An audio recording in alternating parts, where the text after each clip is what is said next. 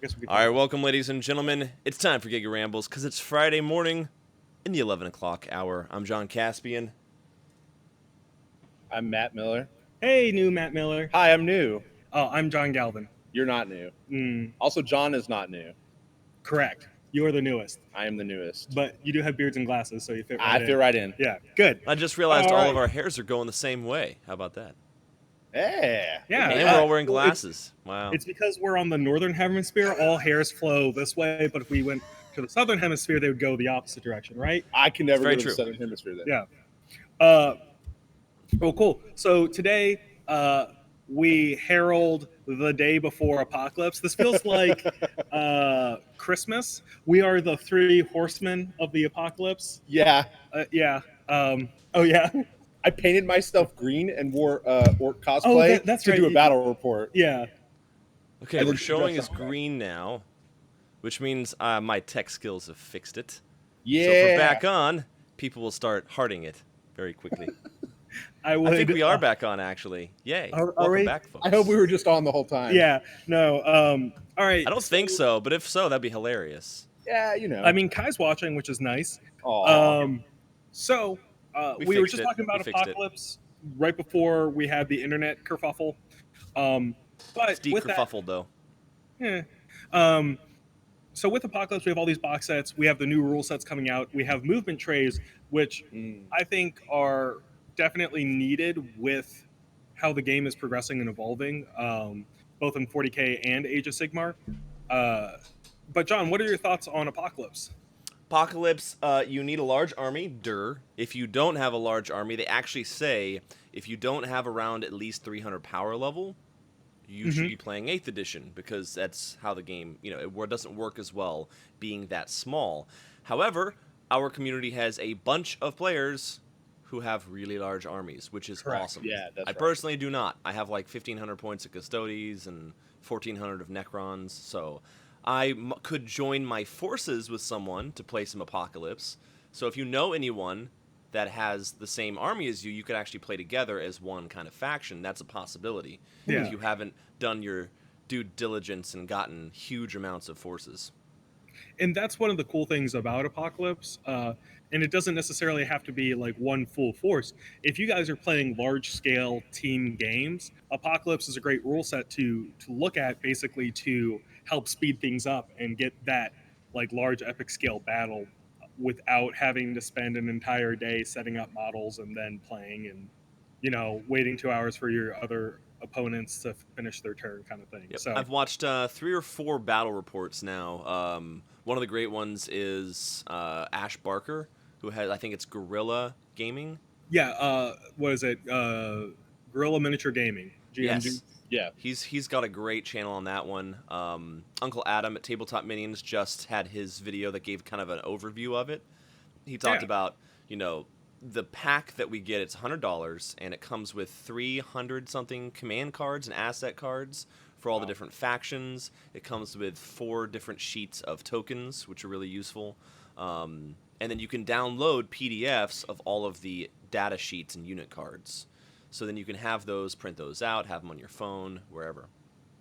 That's really awesome. Yeah, the fact that you do have the rules available is a big deal. I mean, it makes people want to get into the game because they don't have to spend a lot of money on an additional rule book and the peripherals and all that. Apocalypse is a rule set that was usually just like a supplement in the past editions, but now it's taken life as its own featured game. But without that additional investment, because hey, if you already have thousands of points of Tyranids, then hey, yeah, you can pick up the Apocalypse book and be ready to go. Yeah. But yeah, personally, I really like the Apocalypse bundles. Matt, if you want to pass me the Space Marine one. Yeah. I'm also pretty psyched about these bundles. They're pretty ridiculous. Yeah, Oh, so look at that.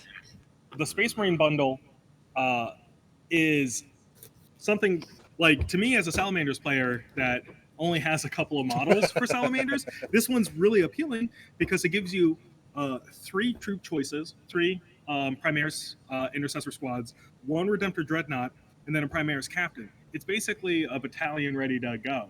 I mean, you might need another HQ, but hey, that's fine. So this one's really exciting and similar with the Chaos Space Marine one. Thank you.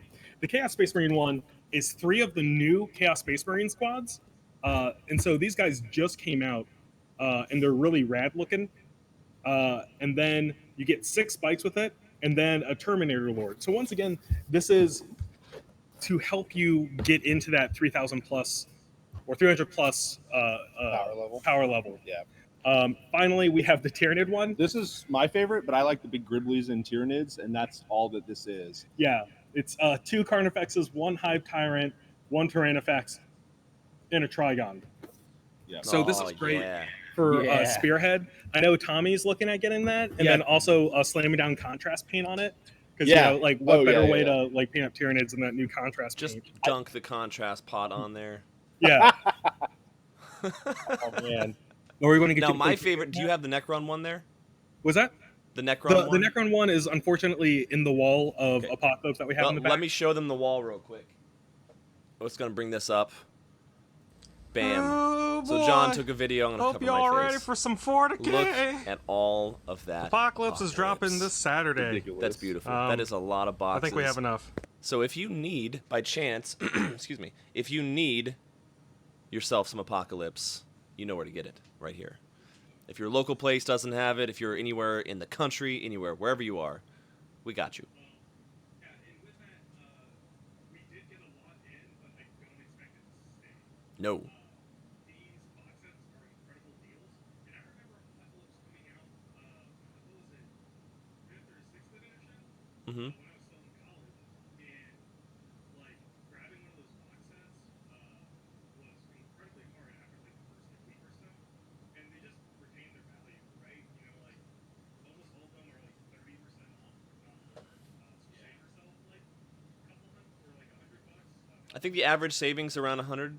A little more with a Tau with the price increases coming up. So those that one will go by really fast. Yeah, the Tau one in particular is going to be really popular. I want to say the Necron one is really popular too. A lot of people are into the Necron one. It's a really great. Yeah, I think that's just because I've heard a couple different players. I mean, like getting a deal on those like giant monsters. Yeah, for 'Cause, sure. Like, I mean, who doesn't want giant monsters when they're playing Tyranids? You know, like that to me is Crazy the, people. Yeah, that's the appeal. Oh no, my mic's dead on the feed. No, you're good. You're good. I fixed it. Oh, good. My Yeah. computer's jacking up today, man. It's All going right. crazy. So, but yeah, Apocalypse is coming out. It drops tomorrow. So if you guys haven't pre-ordered, pre-order today. If you have pre-ordered, we'll have everything pulled and set aside for you to pick up at release. So books, sets, movement templates, dice. Oh yeah, the D12, D6 dice. Those are Yeah. kind of cool. I think low key the Interesting. movement trays are going to be a real big winner in Yeah. this, just because you're going to have so many models on the table. Like it's going to be really helpful for you to like move, huge bundles of your troops without one at a time. Yeah. Even if you're doing it kind of willy nilly, it's still going to take you a And- while with these kind of point levels. Yeah, and then also those people who play like Age of Sigmar or Yeah. anyone who does like the Horde army, so like Skaven, Tyranid Gaunts, or Yeah. even Gene Stealers, Imperial Guard. Basically, when you have like big static blocks of models, it'll save a lot of time. And with people switching over to chess clocks more and more with competitive Games Workshop games.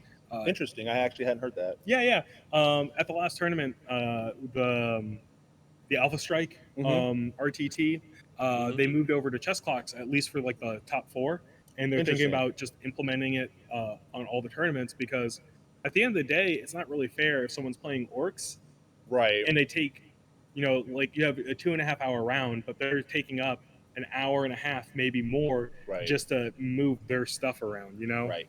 I may have Yeah, experience it's rough. with- Now, do y'all keep track of any of the meta or the winning rates and stuff like that of the different factions? For Age of Sigmar, I keep more in touch with than 40K. 40K, I kind of do, but like the 40K stuff like switches around so much, and then also it's kind of nebulous in terms of the soup that Right. is 40K. Because in it's hard to say. AOS you get to have the allies, which is at max like 25%, right? Correct. And then, so like the biggest thing is you can do like a Grand Alliance soup. So you could say like, oh, I'm just taking order. Right. But you lose out on a lot of benefits for doing that. Right. But even then, saying something like order, I feel no, it's about the same as Imperium. So like it could be just as nebulous. It just doesn't happen as much because Right. the smaller faction bonuses are a lot stronger. Yeah. Uh, Like the So allegiance. then, in terms of these boxes, we showed the Tyranids, we showed the Space Marines and the Chaos Space Marines. Ones that people might want to get, I'm thinking of Orcs because they have the mechs. They have 2 Death Yeah. Treads, Yeah. 6 of the Killicans, and then they've got the Mech Boy with the Zappa gun or whatever, yeah. the The big shock gun. attack. And that one alone is, I think, it's a $35 model. I think so. Yeah. Yeah. So that savings, you literally like get the free characters if you get that box. The Necron one is huge because it has like the DDA, so we like to say the Doomsday Arc. Yeah. All of those Tomb Blades are really good. Yep. Yep. And So then those ones are really good values for that. 6 Synoptic Wraiths. What do we know about is there a Dark Eldar box? No, there's just Craft World. And Interesting. Craft World is all of the Wraiths. Right. So, Wraith Lords. I think it's 2 Wraith Lords, 3 squads of Wraith Guard, and then a not Farseer. What's the Wraith Seer? Right here. Yep. All in that box, and it's really cool. But yeah, the factions that aren't getting one of these bundles: Thousand Sons, Death Guard, Harlequins, Drukari, and Custodes, I believe, aren't getting them. Right. Nope. But one of the big ones is the Imperial Knight one. The Imperial Knight one is 170 for a Castellan and 2 Armigers. And if you guys are looking at playing the new Chaos Imperial Knights that they revealed, Yeah. like you just pick up that because you basically get the Armigers for free, which is great. And then you can pick up the new Chaos Knight, and you can start taking the extra bits from the Chaos Knight, and modding up Yeah. your Castellan and your Armigers with that. So, And that stuff looks cool. Like that Chaos stuff looks very interesting. Yeah, it does. yeah, it should be a lot of fun because, I mean, once again, like if you're looking for a low model count 40k army, like Knights are a great way to get in there, like because you run on the board with 5 models at most. Yeah. The only I think when you start getting competitive, that's when you start like mixing in like little cultist squads and things like Yeah. that in front of them. No, Mhm. you gotta. If you're playing 40k, in my opinion, it's just a bunch of orcs. Yeah. And lots of DACA. Yeah, I mean, overwhelming firepower. That's how you win. Yeah. yeah, Yeah. just numbers. Yeah. So yeah, Apocalypse drops tomorrow. If anyone wants any of those boxes, you need to message us right away because they're Yeah. gonna go fast. Oh yeah. Please, Yeah, please definitely. message the store. Yeah, if you post on one of our groups, sometimes the employee that's in the store is not going to see it, so you really need to message the store, give us a call. You can even use a form on our website, so you can order any of those ways, and it's basically effectively first come, first serve in terms of who we reserve it for. So as long as you use those official channels, you're definitely prioritized. Because sometimes someone might not see a post if you post into one of our groups. Yeah. And so with this release wave, we're also seeing 3 new expansions for Blackstone Fortress. Mm-hmm. The most important one is the Trader Command, which has the Trader Commissar and the Trader or Chaos Ogren. Looks so And then cool. there's 2 smaller scenario packs that are coming out with it as well. And those ones don't have models; they just have rules, tiles, all that sort of stuff. So definitely check it out. I know people like Rick Media, who have really taken a shine to Blackstone Fortress, will love those models. But anyone who wants to run Renegades, who pick up a Trader Commissar and his bodyguard, they will have rules for 40k outside of Blackstone Fortress. So It looks cool. Well, Blackstone Fortress is pretty fun as well. So it started off kind of a little. I think people who were playing it were saying it was a little easy, but now with the expansions, the Ambull, the Ambot, this trader stuff, it's starting to get a little more interesting. Well, cool. So we'll go from there, and we'll move into Malifaux 3rd Edition. Yes. We have This was a surprise. Yeah. So when the edition change from 2nd edition to 3rd edition was announced, the Malifaux community cooled off because they were waiting for the new stuff. We put up pre-orders, we did all that, but boy, we did not expect the turnout for the new third edition. So people keep calling and asking what we have left for third edition, and it is the Bayou faction pack and the 10 Thunders faction pack. That is it currently. Wow. We had a tremendously successful launch day for it. We had people coming up playing basically from opening. I was moving that day, but I was popping in and out of the store. I think I still saw people here playing at 8 o'clock, if not later. So like people were Nice. here for like the long haul. So people are enjoying the rule set.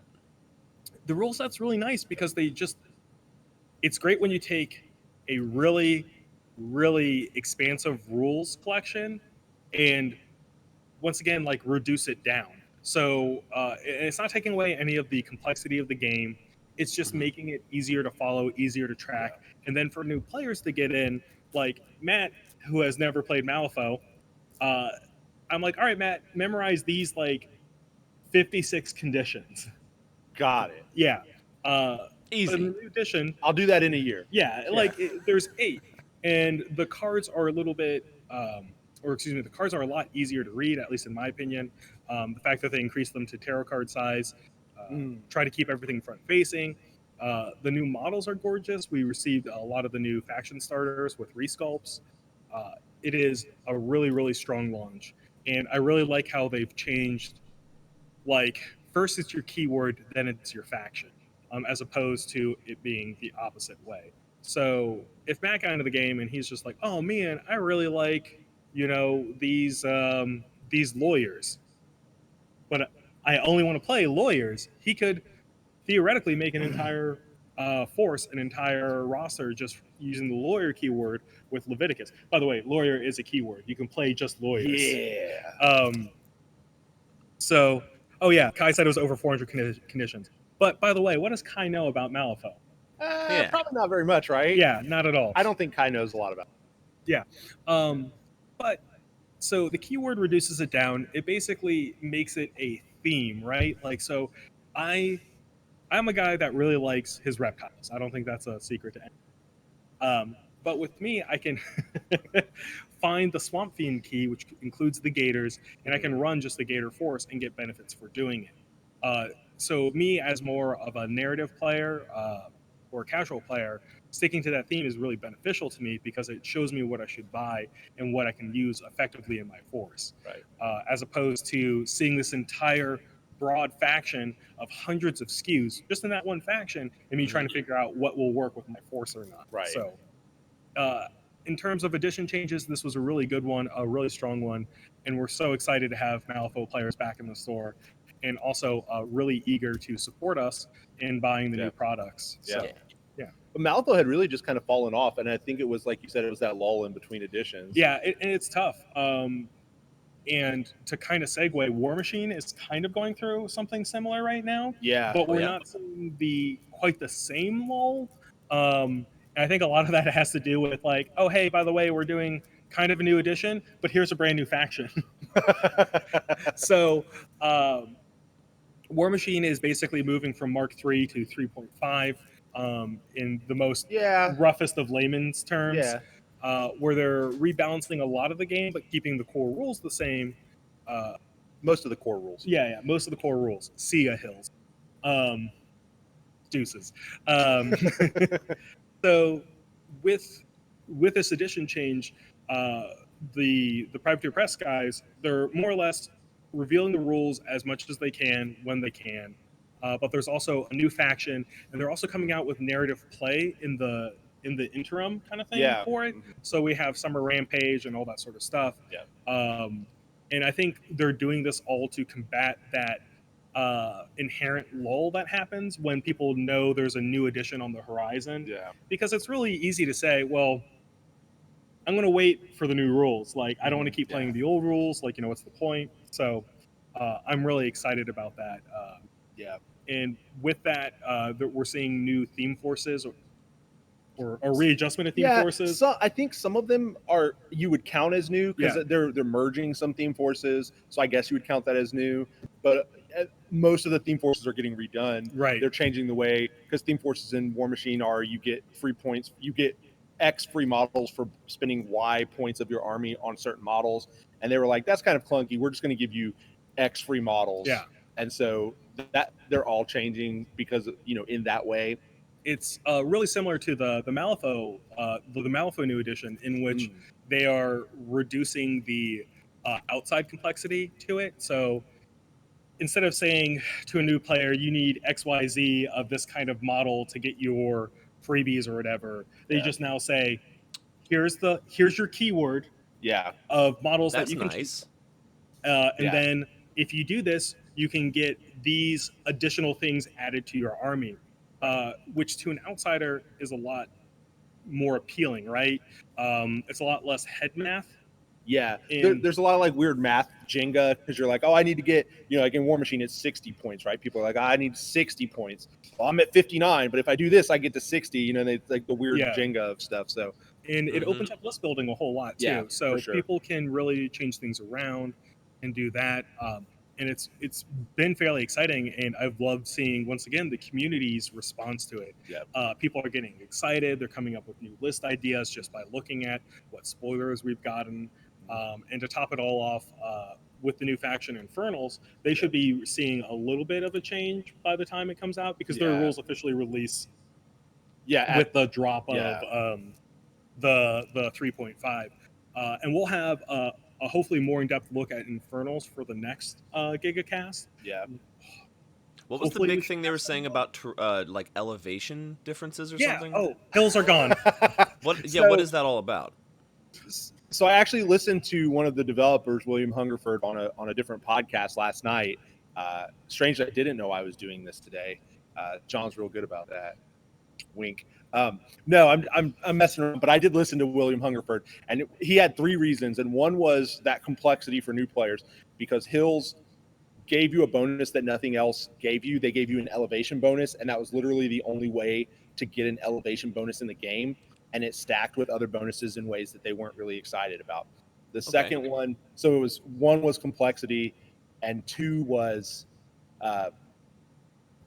that it lets you do, and I love this reason, it lets you play with 3D terrain, because when they do 3D terrain, if you have like a building or you have like a forest, you can like pick the building up. If there's a flat piece of terrain under it, you can say, oh, this is the bounds of the building. Or you can take the trees off of your forest and you can say, oh, this is the bounds of the forest. And you can still do these precise measurements that War Machine kind of prides itself on. But okay, cool. That's one thing I noticed because I'm not really a player of it. I played a couple of games, but it's like the 2D terrain was the big thing.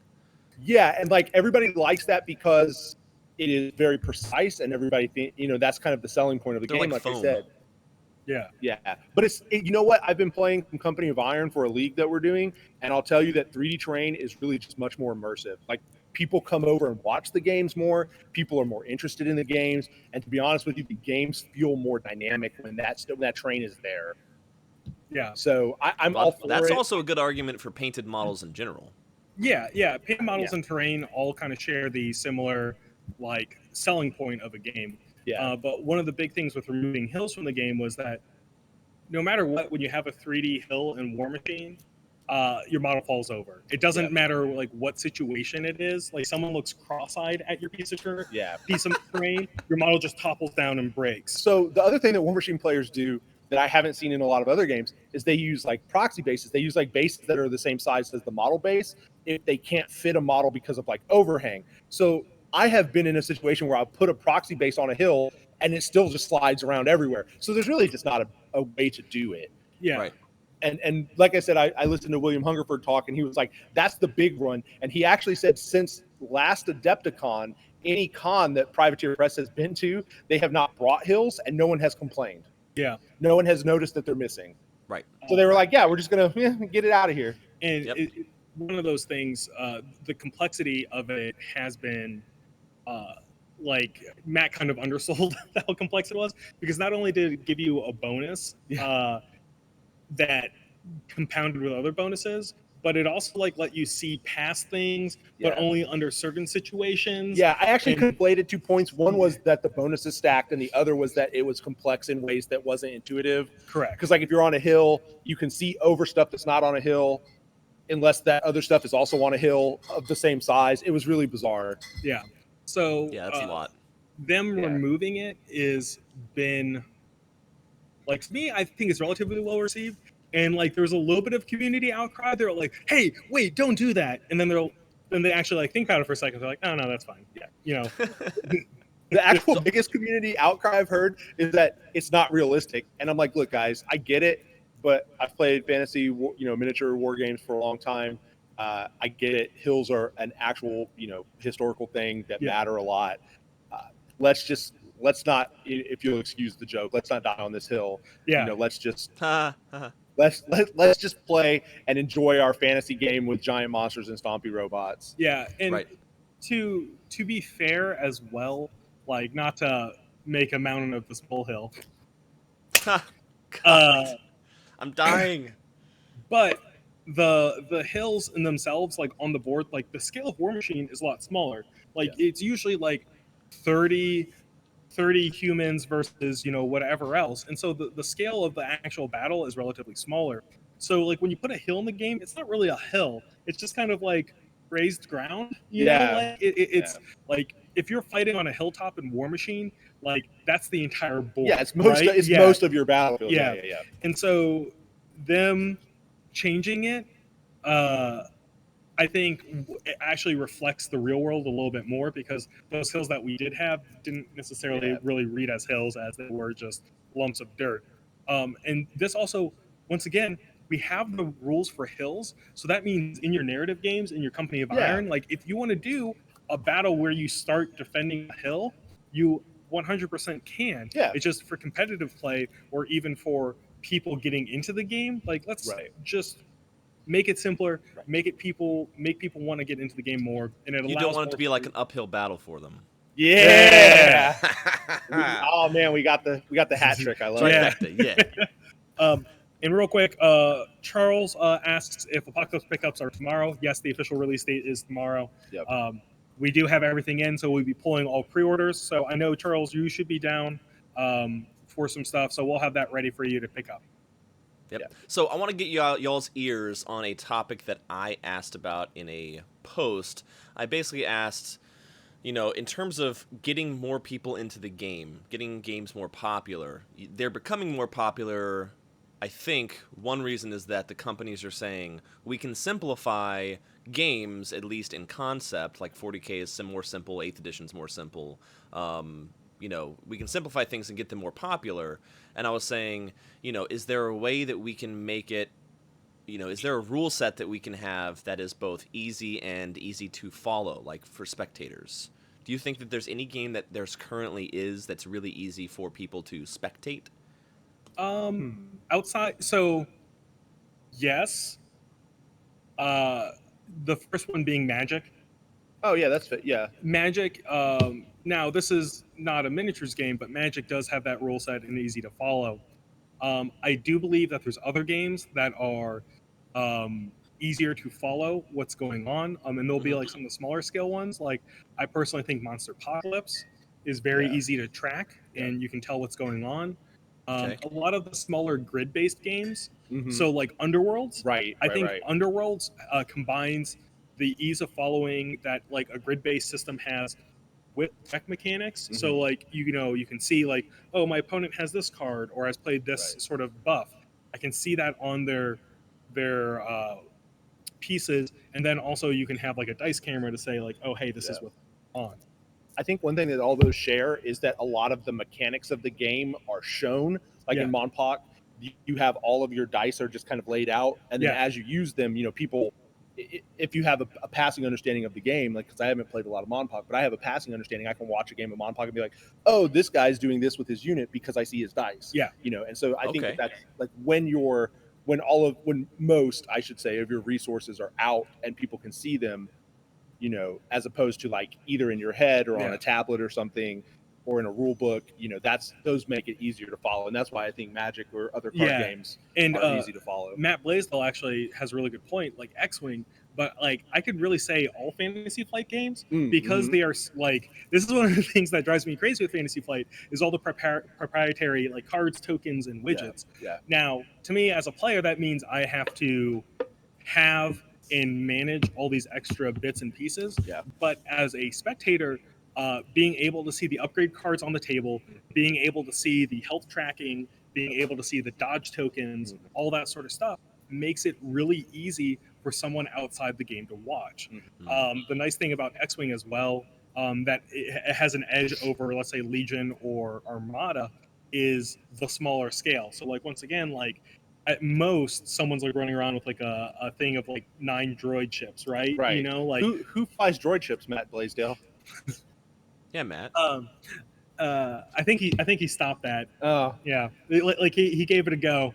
Um, but yeah, so like having a smaller count of models, having the rules accessible to people to see, and then the tracking, right? Like, yeah. so me and Matt can follow War Machine streams, and like the first thing I was about to say was like War Machine obviously Right. is easy, but like we have a lot of background knowledge and we know what's going on because they can say, oh, this is Xerxes. Yeah. Now, if Privateer Press wants to up their game and make streams easier to follow, then when someone's activating a unit or whatever, like the idea would be to have the UI display the stat card of that unit. Right. It's and then doable That seems really difficult, but I mean, theoretically, it's doable. Yeah. with like, maybe software and a it's little bit of programming. You could do it. Yeah. but Yeah. nothing live, but probably something that you could do in post really easily is show the stat cards and things like Oh, that. you could do it live. It's just you'd have to program OBS a specific way. Well, Yeah, like it is I think doable. you would need that. I think you would need that kind of stuff to really follow an Age of Sigmar or a Yeah. 40K game, and not. Right. I mean, those games are like a little bit simpler than War Machine, but all of their rules are Yeah. inherent in the armies that you're playing, and so you'd have to be able to be like, oh, well, this Blades of Corn army, they get, they're all within X range. I forget the range. Yeah. I'm sorry, X range of this demon, so they get, 8 because it's corn. Oh, it's probably 8 or 16. You're right, of a demon hero, so they get to reroll ones. And if you don't know what Blades of Corn does, then you don't know that. Yeah. So you'd have And to like. Kai mentioned. Oh, sorry. Go ahead. Oh no, I was just saying you'd have to like have some way of showing or knowing what these auras are that are active. That's all. Yeah.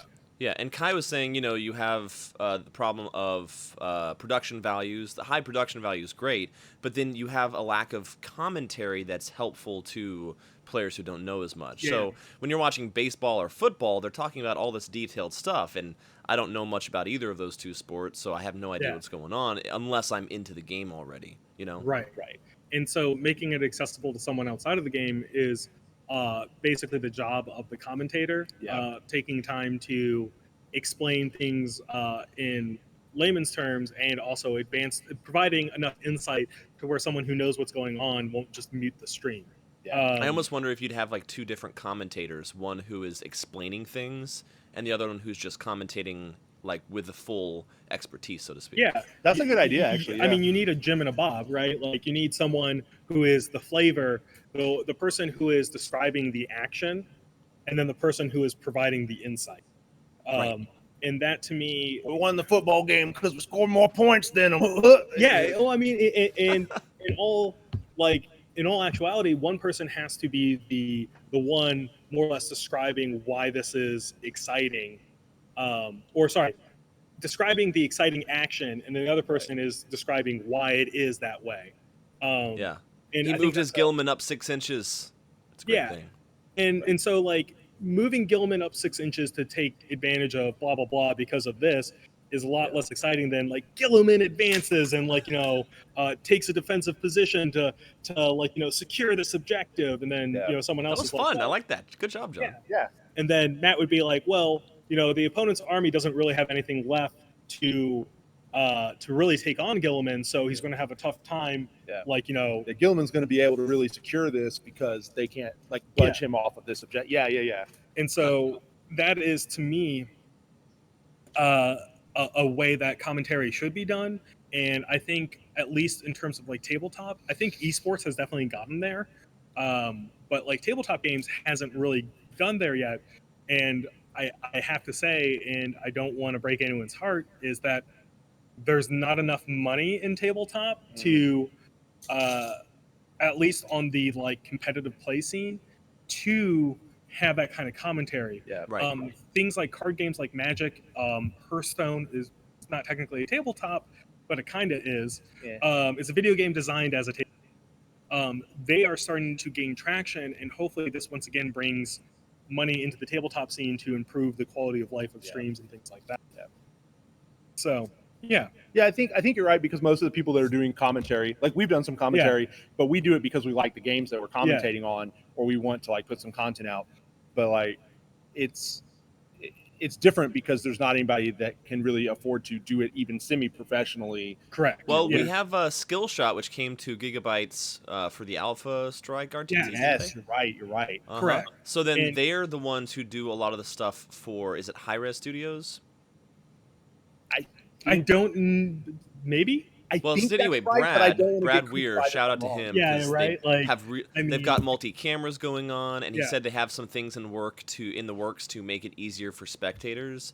So Yeah, and that that's would be a when- potentiality to have that all that technology coming in to help tabletop stuff. And that's something to where if I was doing a like 40K stream, making sure that you have like I've seen especially at Las Vegas Open, I was watching a little bit of their streams. They had a dice cam, they had player cams. They also kept track of the turn, like top of one, bottom of one.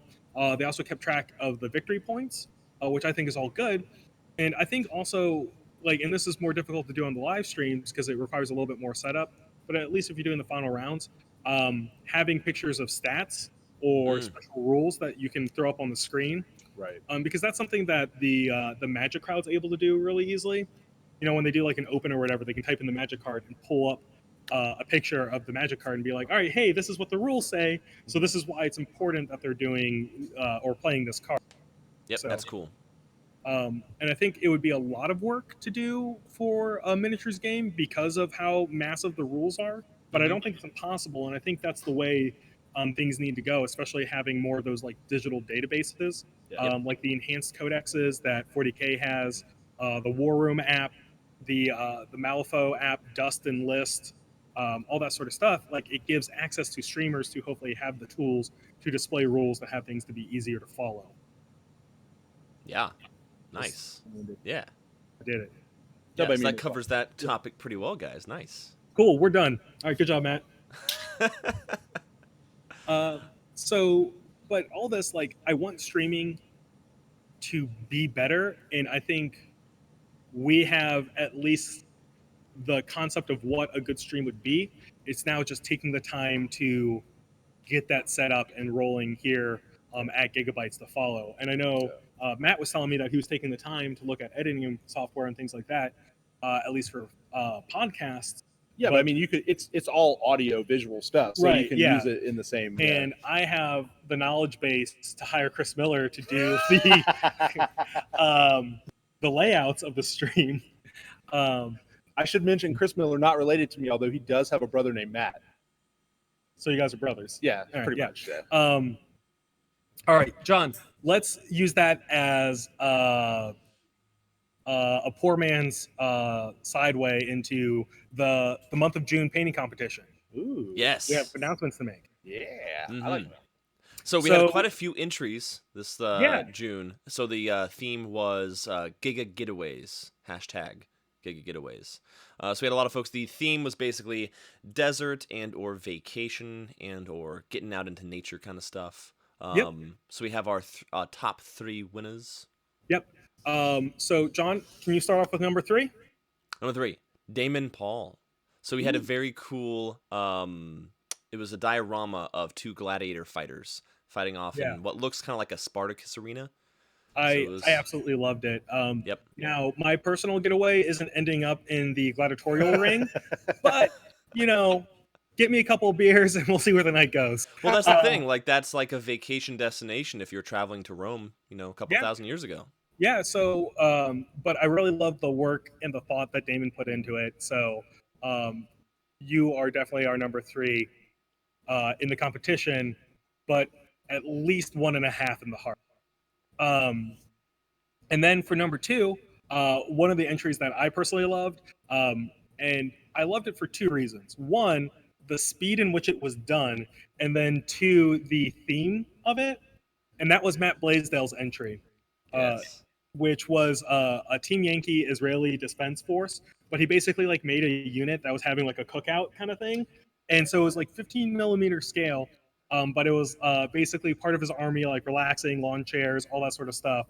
And like I think finished it like the day of, or maybe 2 days after getting the models. Like I don't know what it was, but like he just like hammered that out.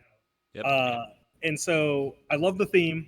And to me, like the getaway theme was really well represented because, like, once again, these guys are deployed, but anyone who's actually been in the armed services, which is not me nor you, but they need breaks too. They need to get away from the service every once in a while and have like a break. And to me, this is probably like the most realistic, well represented like idea of, all right, we're going to get away just for the afternoon. Yeah. But it's a great piece, and if you guys haven't looked at it, please go check it out on our Facebook page.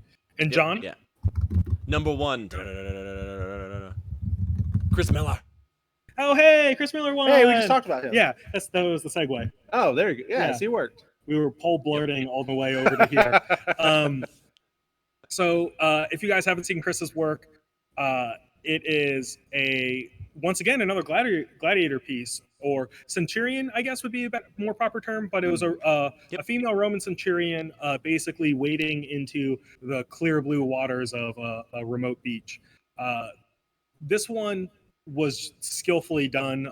It was well executed in all regards in terms of theme, painting techniques, and display. So Chris took the time to put on a plinth, resin casted the waves crashing over the lady's legs. Everything was just phenomenally done in this piece, which is why Chris took the win for it. He also finished this in a pretty remarkable amount of time. I think it took him. I think he wrapped it up like halfway through the month. Nice. Which was another great way to, basically get it done and get it out there. So, really do appreciate Chris's effort on there. And so those are our top 3. Basically, we will get you guys some form of reward, possibly Giga Getaway themed. So if you guys won and you're watching this podcast, vidcast, live stream. Live stream. There you go. All right, good. Come in and get your stuff. That's the one. And then we're going to put up the next one either today or tomorrow. Correct. Sci-Fi July, so sci-fi themed. And we're going to figure out a sub-theme for it, I think, because purely sci-fi is like everything. So just like we had the vacation theme, we're going to have some other sort of thing. What I'm thinking of maybe, and y'all let me know if this is an interesting idea, is like things that don't belong. So like it doesn't belong in that setting, so it like kind of stands out. Something like that. I don't know. We'll talk about it. Something in the setting. Yeah, I like that. All right. Yeah. Well, thank you guys. We have, once again, people lining up the door and things to do. But if you guys want to come out and check Apocalypse, it releases this weekend. Pre-orders for next week's release, which is Chaos Knights, will be up on Saturday. So please let us know what you want. And we should be receiving some information about Piper Press's Infernals and other summer releases from them. So we'll see you guys next week. Bye. Thanks for joining us, Matt Miller. Oh, you're welcome.